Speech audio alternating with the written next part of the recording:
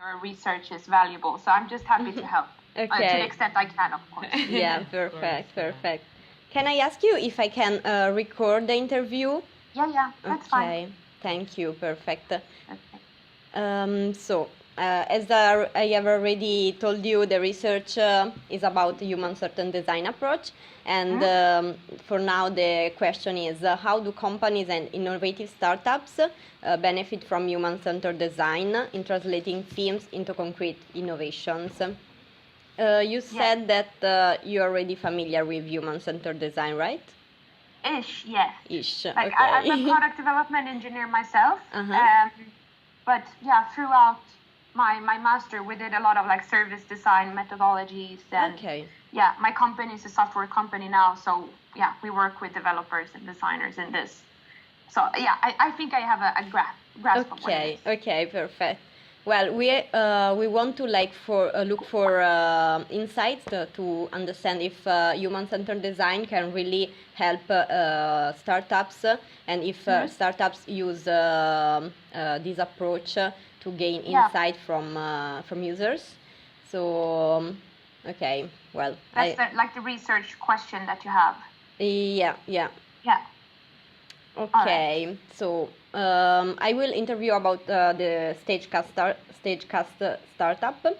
So what is Stagecast exactly doesn't offer? Stagecast is what we call an audience engagement platform. So it means that we sell a digital product to event organizers, such as live producers or conference organizers, basically anyone who's organizing an event and has a crowd. Okay. So we build what we call moments, which are so-called interactions. And that can be anything from making all the phones flash at the rhythm of the music. It can be allowing the people to take selfies and upload to a common collage. Basically anything that you can do with your mobile technology to enhance an event experience. Okay, great. That's the nutshell description, but I know it's pretty dense. And what was the reason why you started this company? When I was studying my master at KTH, where I met Lucia, me and two friends were pretty passionate about the live music scene. So we started studying it, and we saw a phenomenon where some event organizers and even artists themselves were starting to ban phones from their shows. And we thought that was a very short-term solution. Banning technology will never be the way forward. So how can you rather flip the coin and make something out of it that is, instead of being a distraction, which was the reason why they banned it, make it something engaging and enhancing to your experience. Oh, nice. So it was that we identified this problem. Phones are banned because, artists lose the distraction of their crowd. And then, for half a year, we were just trying to understand this problem, both talking to artists, event organizers, basically anyone within that sphere. And we did that after a service design methodology, asking a lot of whys and really trying to understand the problem throughoutly. Okay. And can you tell me more about how did you find this problem? Did you just observe, or how did you find it? We saw a lot of articles in media, and we started talking about it with friends, and when we realized that we need actually to talk with the people who are in this industry, we talked with, for example, Live Nation is a big live producers. Some are both medium and smaller artists, and trying to talk with the people in which this problem was relevant for, rather than just concert visitors. Was that an answer to your question? Yeah. Good. And was the main driver of your idea a kind of concept, like a kind of passion that drive your concept, or did you find something else? I would say, basically all the people in our age are pretty passionate about live music. So it was definitely that, it was a sphere that we liked, and, we could relate to the problem. If you all think about the last time you went to a concert, I mean, you see people like everyone trying to take photos and videos, and there's nothing wrong with that. But, we could really relate to it. And when we started thinking about what else you could do in combination with, of course, taking photos and videos, we got really excited. So I think us being end users of what we're trying to build is, of course, a factor that drives motivation. Okay, yeah. And can you tell me more about like the steps when you started the business, the steps that you follow for starting the business? Okay, that can become very long, but I'll try to keep it short. Yeah, just the steps.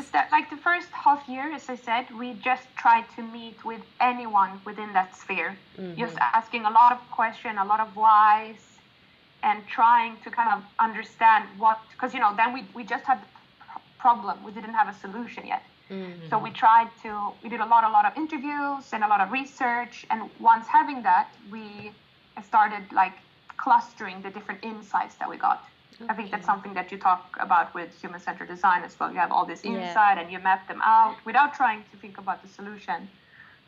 It's pretty hard as an engineer. Like, you're very solution-oriented. Super solution-oriented, yeah. You know exactly. So that was, I think, a big challenge for us to just step back, just look at it, for what it is, without trying to have the already predefined solution in your head. And then after that, we did some focus groups with people in our age-ish who are very interested about music, and we tried to understand, okay, this is the problem, this is what people think about it, but what are potential solutions that one could do? So we had at least, I think, 5 workshops with users where we tried to, get different ideas, evaluate them, and also test them out. And so we also built a very simple alpha prototype, I think after maybe half a year-ish. It doesn't matter. After doing all this research, we built the alpha prototype. We tested it out while talking to potential customers, also with users. We did some tryouts ourselves. After getting that insight, we started building our beta prototype, which is the product that we have today and been able to sell. Okay. But throughout this whole time, I could talk for an hour easily about the different iterations and learnings we got. Wow, okay. But eventually it led, we had the prototype, eventually we got funding so we could start doing it full time.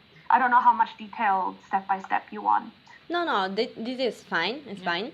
And do you remember some interesting insight that you get from the interview and the user research you made?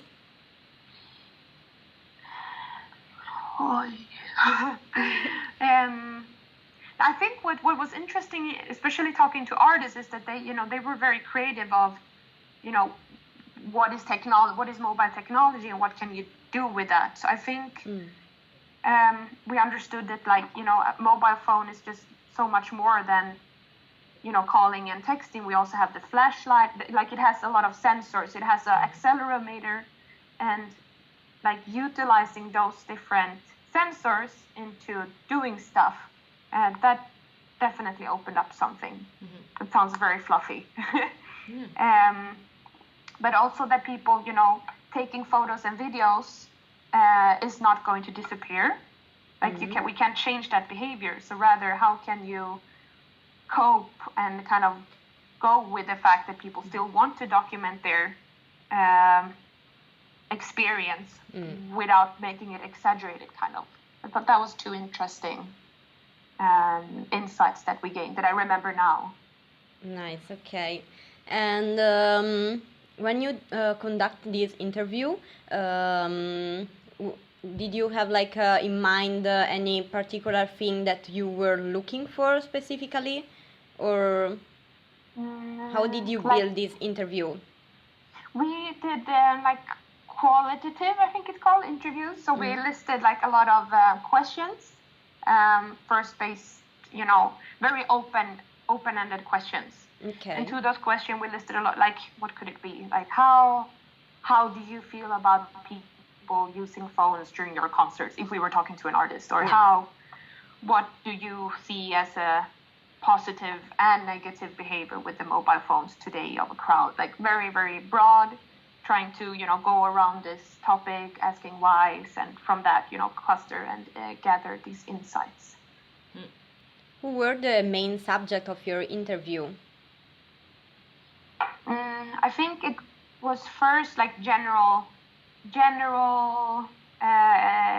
opinion about mobile phones in a live setting. Mm-hmm. And then I think it was more, depending on who we talked to, more niche towards that person's role. So every time we met someone new, we had to think about, okay, so what do they do? In our case, also, understanding the role of that person/stakeholder, because the live scene was pretty new to us, so we also needed to understand everyone's work and how, a potential solution could work in that. So general topic about usage of phone,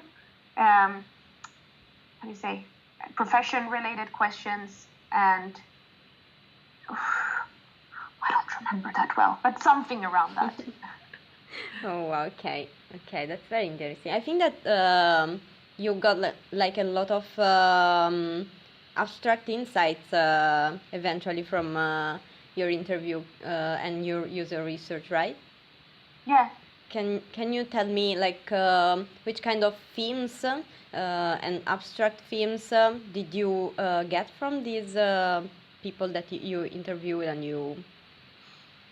I have to confess, this was about 2.5 years ago. Okay. 2 years. Okay. So it's a bit distant in my memory.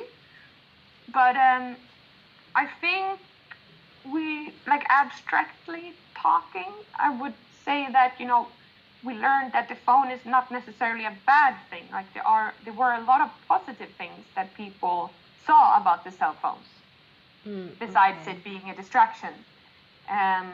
So I think we listed all, the positive things as well and tried to learn stuff from that, I think. But otherwise, we also learned that, different people will always, be more pro or not pro technology. Mm-hmm. And that's not something, that one can, predefine kind of. Yeah. And if you have to like summarize, which is the unique value of your startup's business concept? We normally list them at the 3 different points. Mm-hmm. So the first value we bring is audience engagement. Okay. So we offered organizers a tool to be creative and engage their audiences more. Okay. So what is the main role of a event organizer? Yes, they want to produce nice events that people want to come back to and, feel that they paid a value or like get a lot of value out of what they paid. And with the help of Stagecast, they get a more creative tool and, can reap the benefit out of the digital revolution or the digital era. That's the first point. That's what we do with this called moment that I explained to you in the beginning. The second value proposition we also have is that event organizers who work with sponsors, such as football games, a lot of bigger festivals have a lot of sponsors involved. Stagecast can act as a digital activation for brands.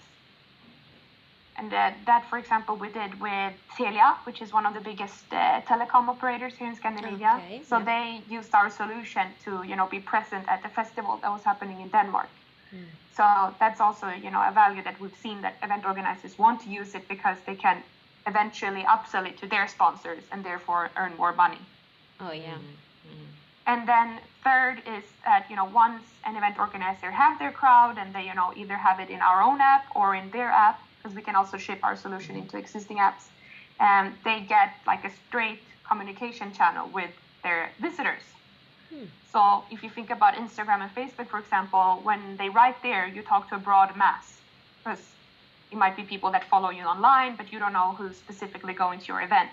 But with the help of Stagecast, they have their niched group, and therefore they can also, communicate, but also, turn the listeners into, they can activate and also,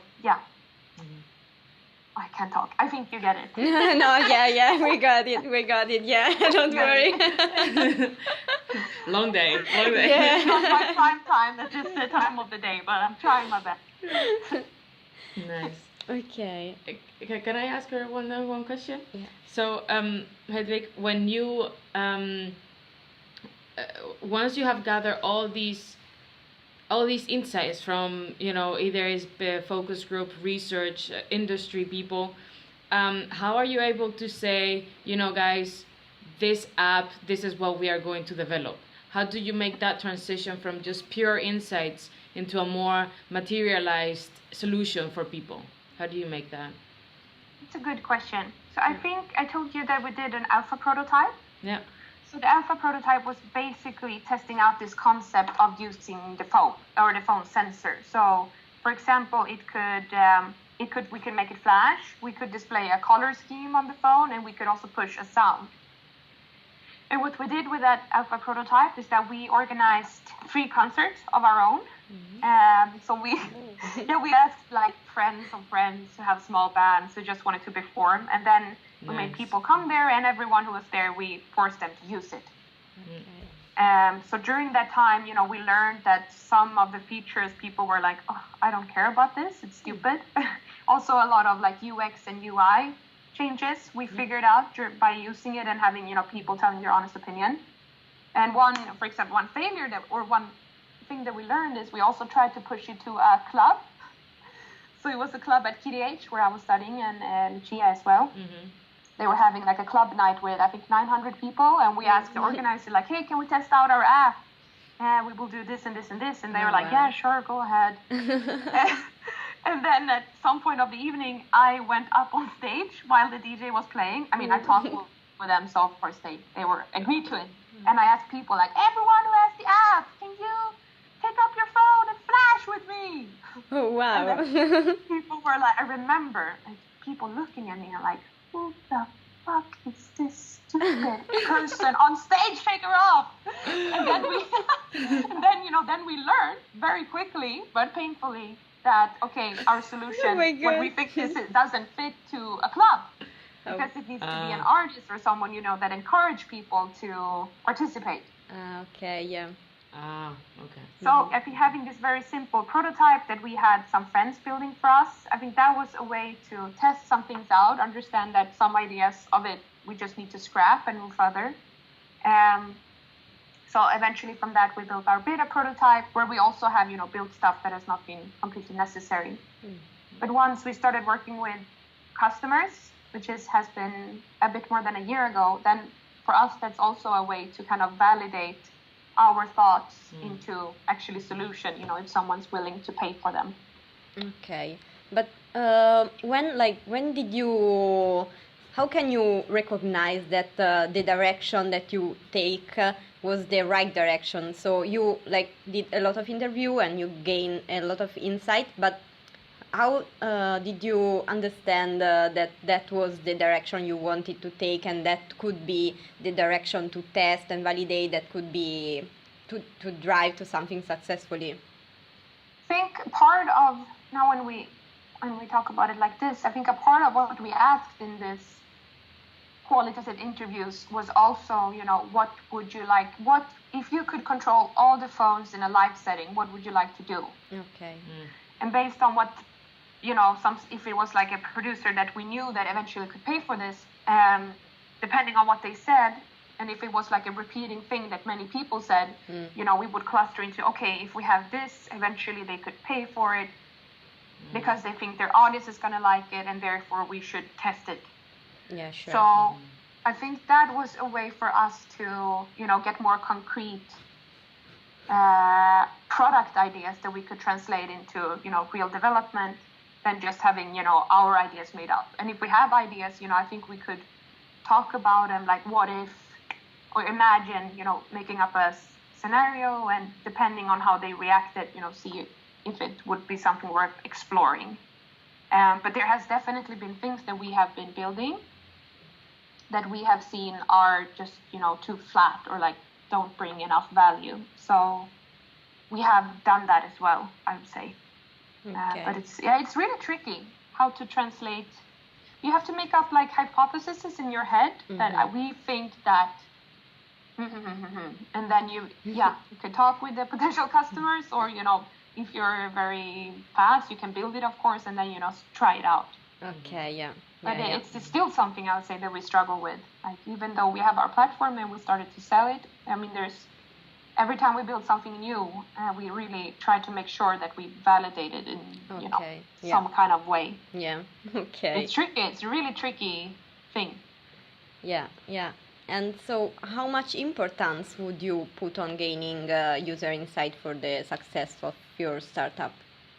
Sorry, what was the question again? How, if you have to measure, how much important is gaining insight from the user for the success of your startup, like in percentage or? It's extremely important, I would say. And I think not only the overall success, but for everything that you build, you need to gain user insight. And that's the positive thing with building software. You can try out things pretty easily. Like you could do simple mock-ups, or you don't have to be a developer to validate or test out designs or even features. So I think startups who don't work with user insights are much less likely to succeed, I'd say.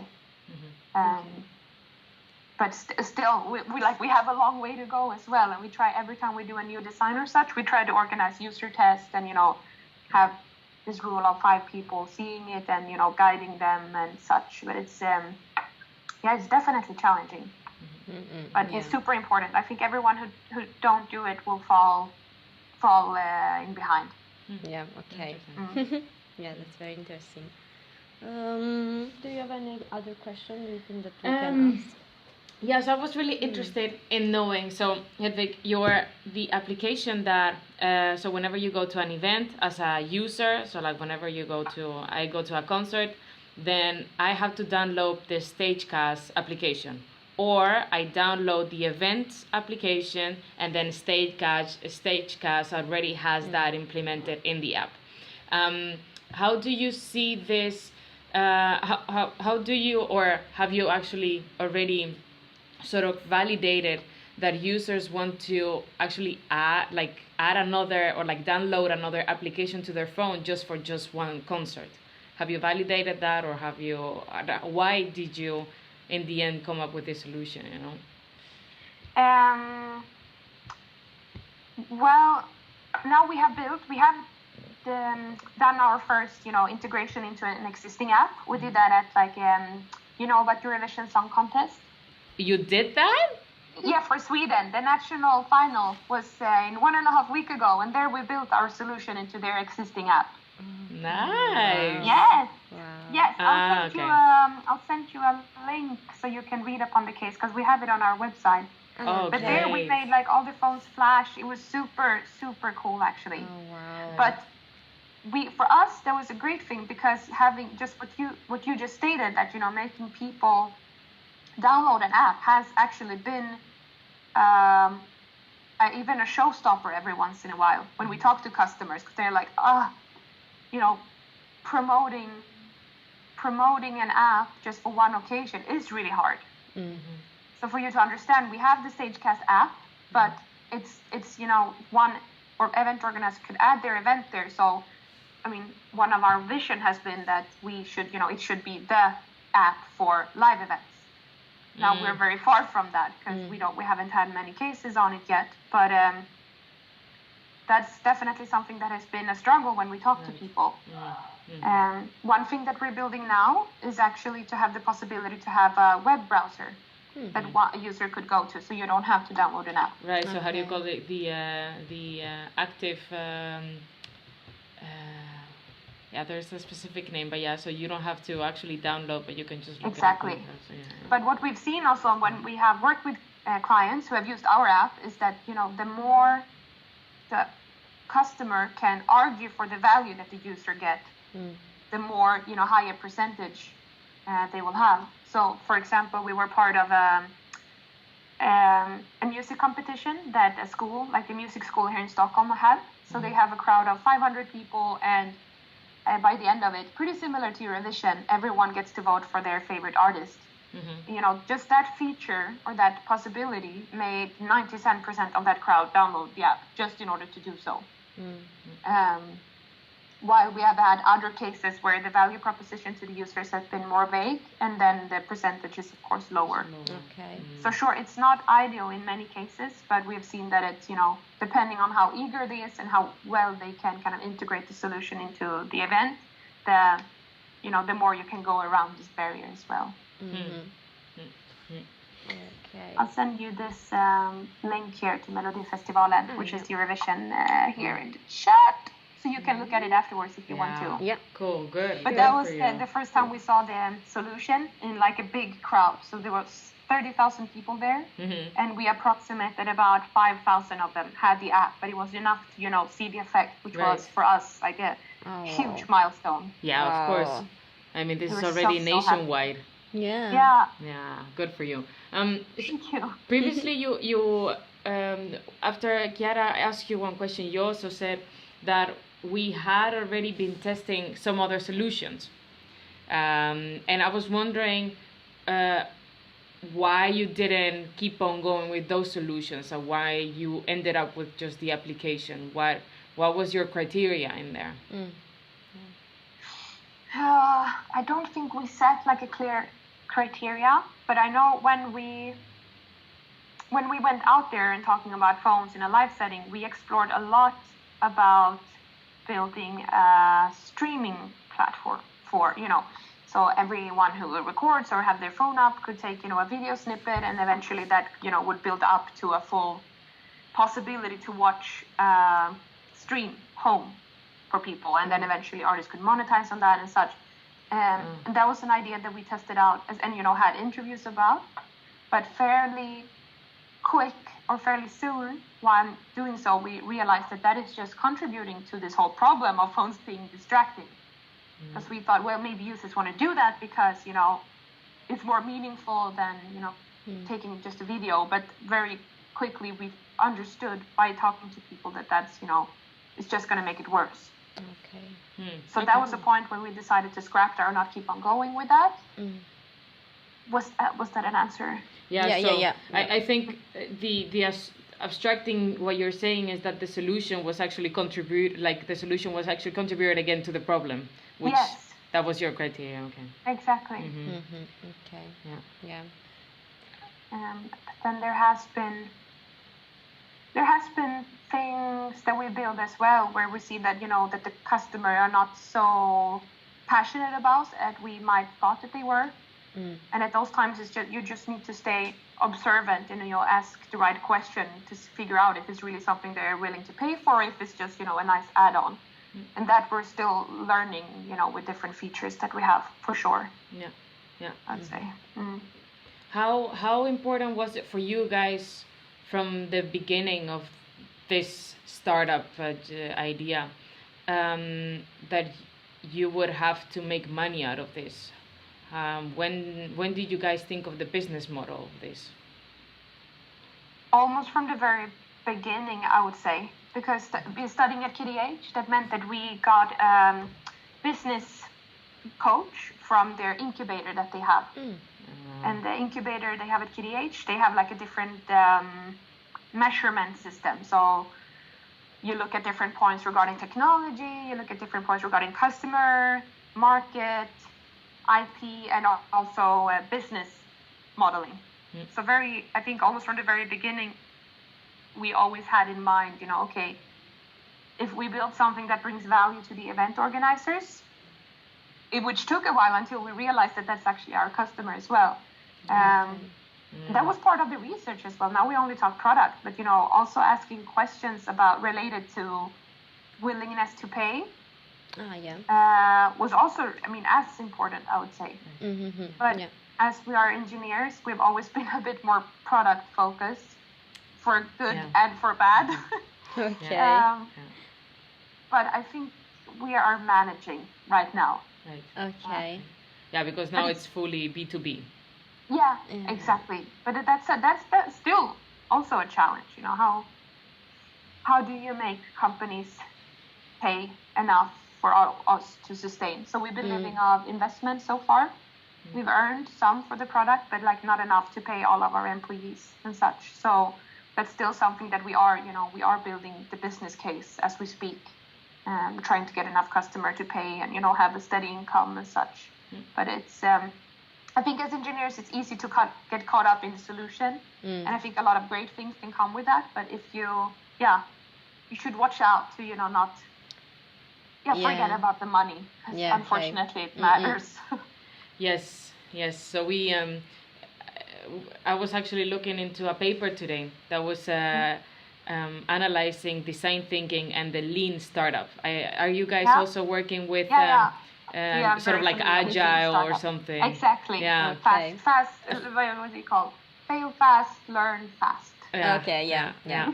So it was interesting that one of so that at the end it was a conference paper, and in the end they sort of like compared both approaches, and it was interesting when they said business model, and then for design thinking they said not a focus, while for startups it was like on the focus, like that was like on point, and it's interesting that what you said, it's either human-centered design is according to you, and for what we have seen is very important, because otherwise you lose sort of like track of what it's really valuable, and also this business model. So I think that was really interesting. It's a balance, because you have to create a great product that people want to use, or else unless you can sell it.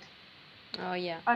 But when there is when there is nothing, because what we have felt a lot, like there's nothing to compare it with, because if you're building something that is similar to another solution, you kind of verify that there are customers and people are willing to pay for it. And that's what's so great with competition as well, that you can see that there is actually money in the market, but it's very easy to get caught up only with product and not thinking enough about money. So it's like a, how do you call it, a scale where you have to balance them both. Right. Which are your main competitor? I wonder if I can share a slide. No, I won't do that. We've been building our pitch deck now, so we've been mapping out. So if we think about the live entertainment sphere, there are different solutions that might be straight competitors, but also substitutes. Okay. So, for example, if you know Coldplay, when they have gigs, they normally give out wristbands to everyone in the crowd. Oh, yeah. That makes people part of the experience, and it's something that comes straight from the production budget. So that is actually like a semi-competitor to us. Okay. Then here in Sweden, and I bet you have something similar, there are a lot of, audience engagement tools that you can access through the browser. I don't know if you know what Slido is. Slido.com. No, I don't know. No, it's basically an event organizer or like a conferencier.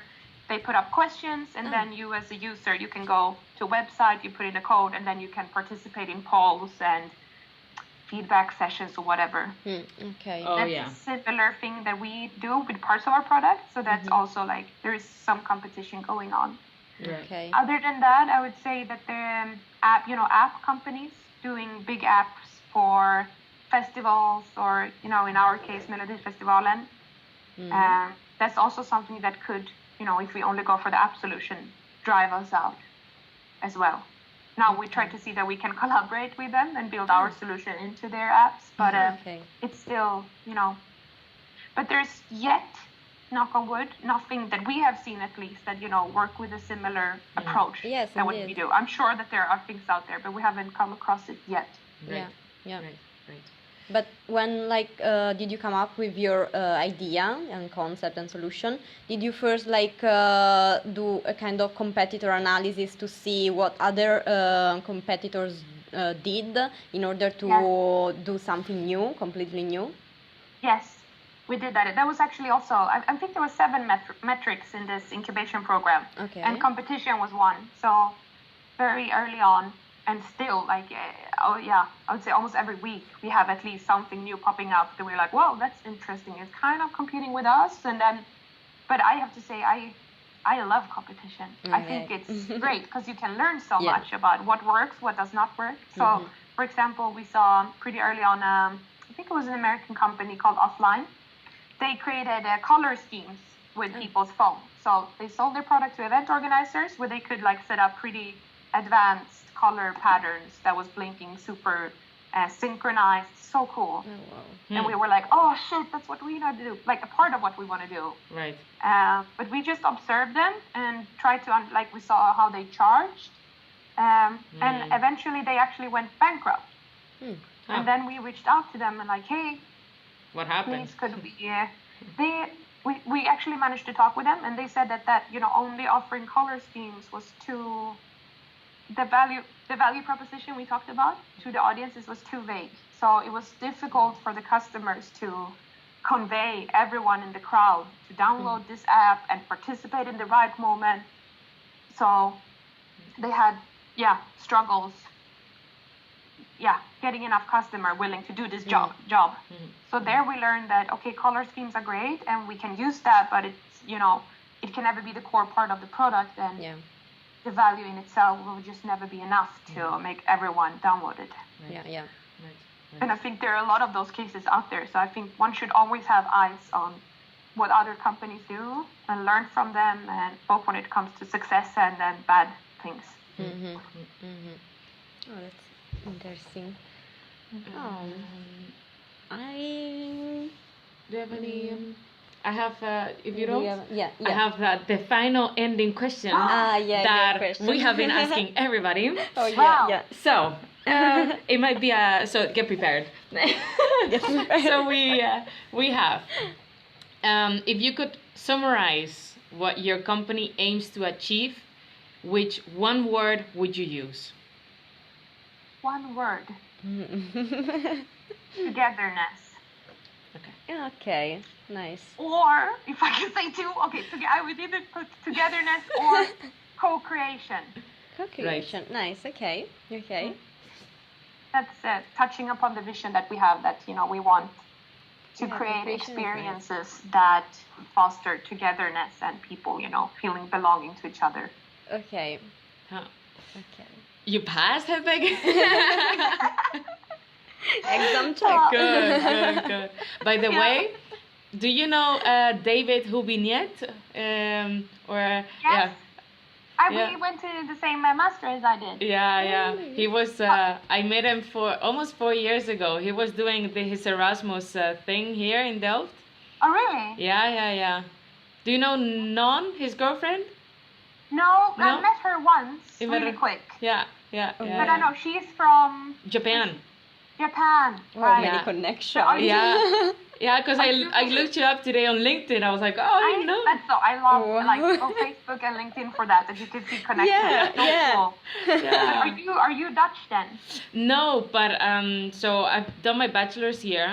So when I met David, I was doing my sort of like gap year get to learn Dutch. Yeah. Cool. The word is so small. World is Yeah, really indeed. small. We know each other as kind of, That's like we crazy. know people that know you, and it's Exactly. like whoa. Yeah. So Wow. lovely. Okay.